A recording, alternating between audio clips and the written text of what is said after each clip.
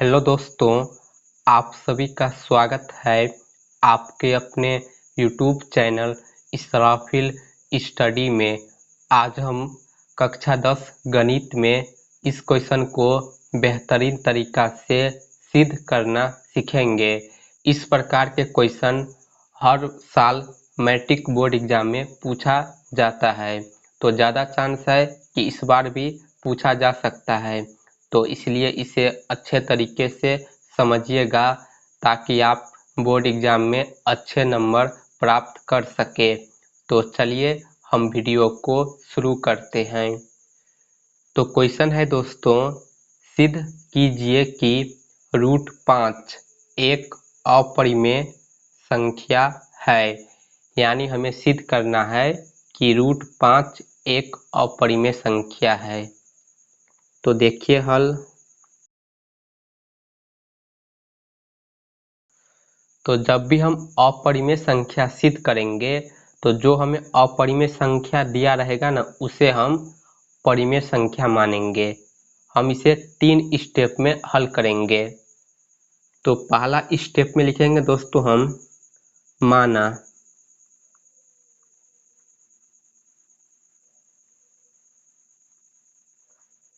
√5 एक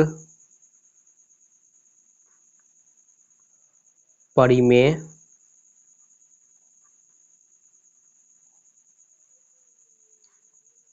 संख्या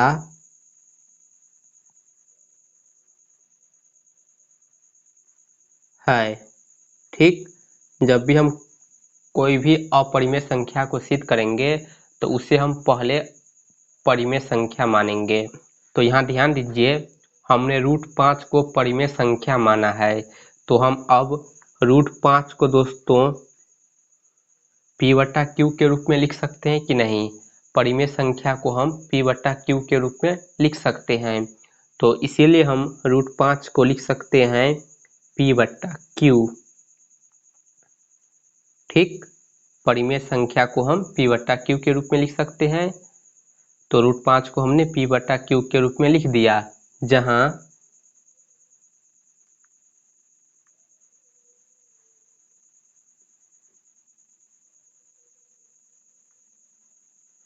p और q अभाज्य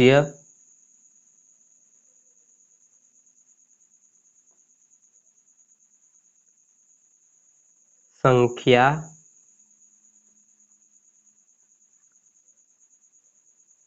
है और q बराबर 0 नहीं है। ठीक है, ये होता है कंडीशन।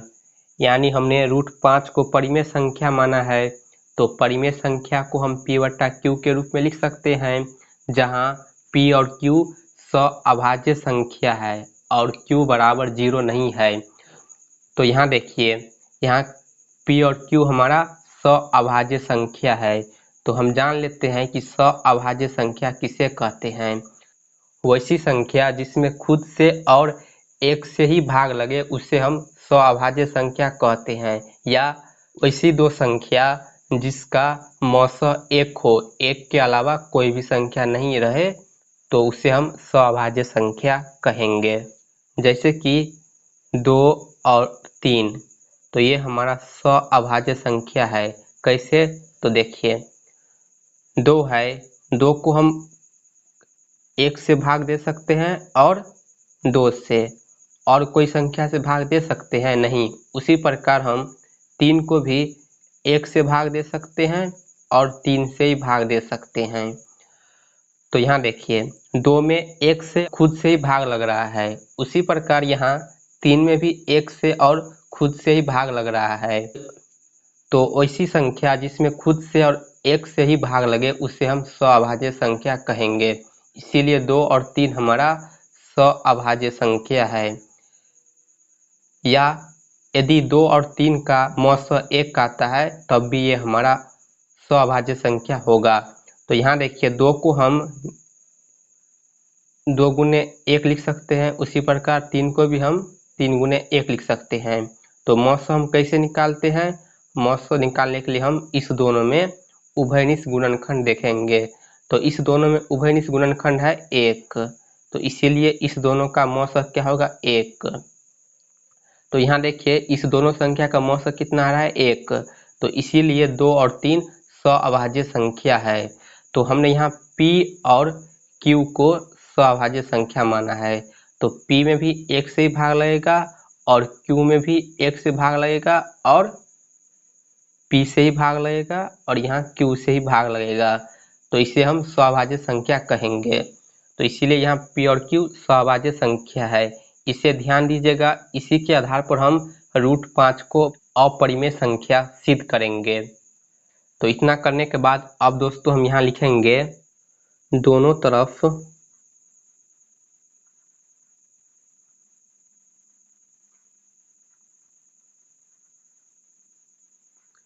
वर्ग करने पर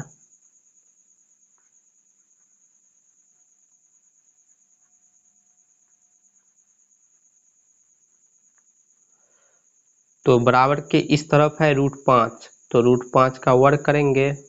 फिर बराबर के इस तरफ है P/Q, तो इसका भी वर्ग करेंगे। तो जब हम इसे हल करेंगे तो ये होगा √5 का स्क्वायर करेंगे, स्क्वायर से रूट हट जाएगा, 5 बाहर आ जाएगा, बराबर P का स्क्वायर करेंगे, P स्क्वायर होगा, बट्टा में Q का स्क्वायर करेंगे, Q स्क्वायर होगा। ठीक है, हम इस Q स्क्वायर से 5 में गुना करेंगे तो ये होगा 5Q स्क्वायर और बराबर में होगा P स्क्वायर। ठीक है, फिर नेक्स्ट यहाँ से हम Q स्क्वायर बराबर दोस्तों क्या लिख सकते हैं? P square. ये 5 गुना में है, पक्षांतर करेंगे तो भाग में चला जाएगा, यानी P स्क्वायर बट्टा 5 होगा। तो अब यहाँ ध्यान दीजिए, P स्क्वायर 5 से भाग लग रहा है, तो P भी हमारा 5 से भाग लगेगा। तो यहाँ दोस्तों हम लिखेंगे इसे कि यहाँ P स्क्वायर 5 से विभाज्य है, यानी भाग लग रहा है।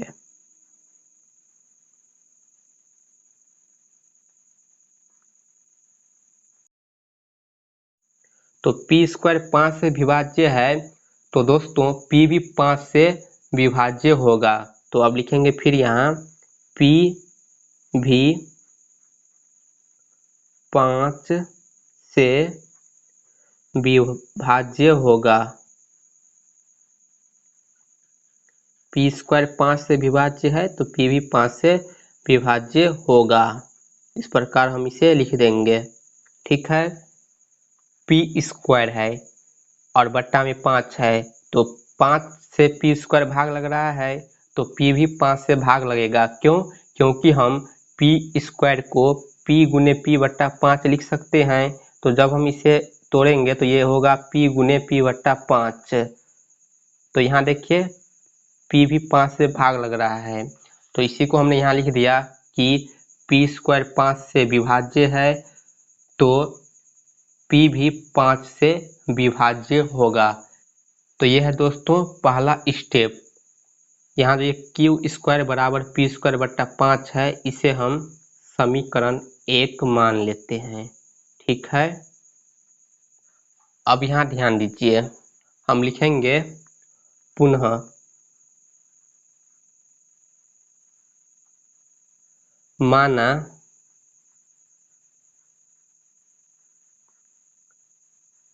P बराबर 5m। ठीक है, यह है दूसरा स्टेप। दूसरा स्टेप में हमने यहाँ क्या लिखा है? P भी 5 से विभाज्य होगा, तो हम लिखेंगे P बराबर 5m माना, जहाँ m पूर्णांक है। ठीक है, तो इतना लिखने के बाद हम लिखेंगे यहाँ समीकरण 1 से तो समीकरण 1 है क्यू स्क्वायर बराबर पी स्क्वायर बट्टा 5। हमने यहाँ p बराबर क्यों 5m माना, क्योंकि हमें √5 सिद्ध करना है, यानी रूट के अंदर संख्या 5 है, तो इसीलिए हमने p बराबर 5 माना। यदि रूट के अंदर 3 होता तो हम यहाँ 3m मानते, यदि 2 होता तो 2m मानते। जो संख्या प्रूफ करना है वो हम मानेंगे।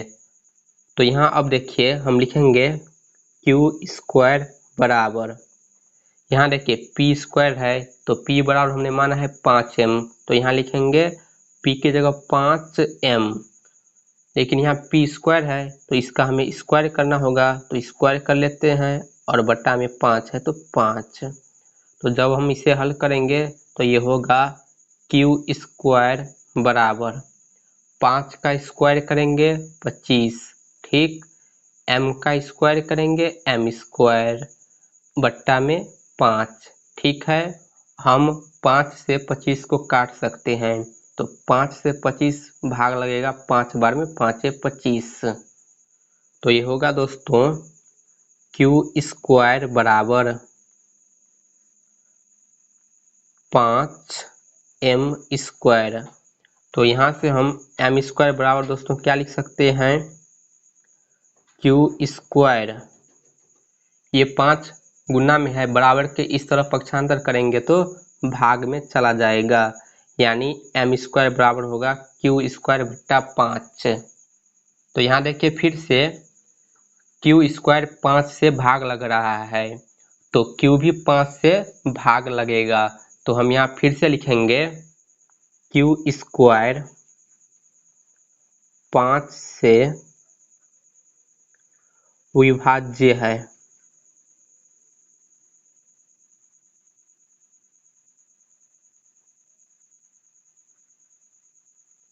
तो क्यू भी 5 से विभाज्य होगा, ठीक है। तो यह है दूसरा स्टेप कंप्लीट हो गया। अब हम तीसरा स्टेप में √5 को अपरिमेय संख्या सिद्ध कर देंगे। कैसे, तो अब दोस्तों यहाँ ध्यान दीजिए, स्टेप 1 में p भी 5 से भाग लग रहा है, ठीक है। स्टेप 2 में q भी 5 से भाग लग रहा है। तो अब ध्यान दीजिए, हमने p और q को क्या माना है, सअभाज्य संख्या। तो सअभाज्य संख्या कैसी संख्या होती है, वैसी संख्या जिसमें एक और खुद से ही भाग लगे। तो यहाँ क्या हो रहा है कि q 5 से और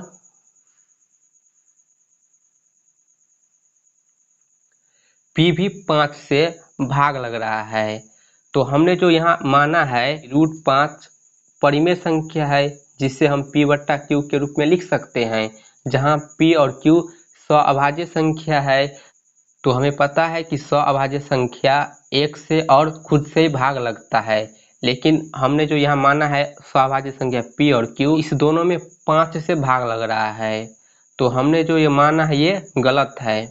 तो इसीलिए हमने जो ये माना है कि √5 एक परिमेय संख्या है, तो अब ये क्या होगा, अपरिमेय संख्या होगा। क्योंकि हमने इसे परिमेय संख्या माना था तो ये गलत हो गया, क्योंकि परिमेय संख्या को हम p बटा q के रूप में लिख सकते हैं, जहाँ p और q सअभाज्य संख्या है। सअभाज्य संख्या हमारा एक और खुद से ही भाग लगना चाहिए, लेकिन यहाँ p और q दोनों में 5 से भाग लग रहा है, तो इसीलिए हमने जो माना है वो गलत है। तो इसीलिए दोस्तों √5 एक अपरिमेय संख्या है। तो इसे हम लिखेंगे अब थर्ड स्टेप में। हम लिखेंगे दोस्तों कि p और q दोनों 5 से भाग लग रहे हैं।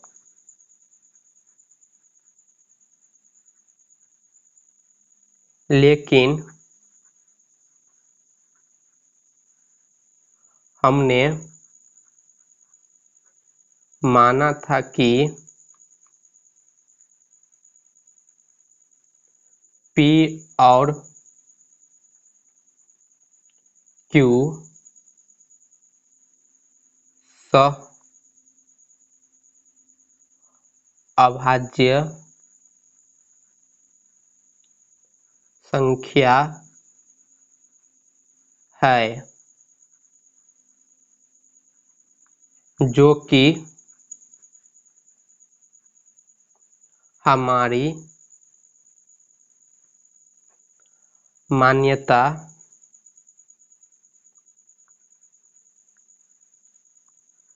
गलत है। इसलिए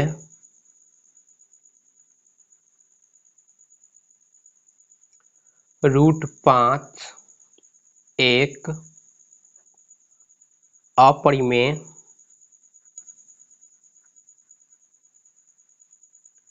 संख्या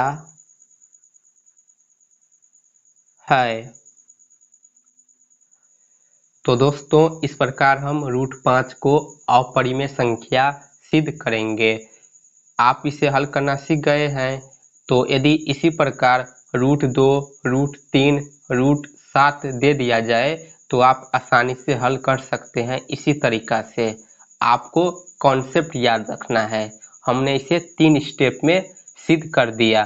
ठीक है, तो उम्मीद करता हूँ कि आपको वीडियो समझ आई होगी। यदि आप हमारे चैनल पे पहली बार आए हैं तो प्लीज़ वीडियो को लाइक करके एक प्यारा सा कमेंट कर दीजिए और चैनल को सब्सक्राइब ज़रूर कर लीजिए।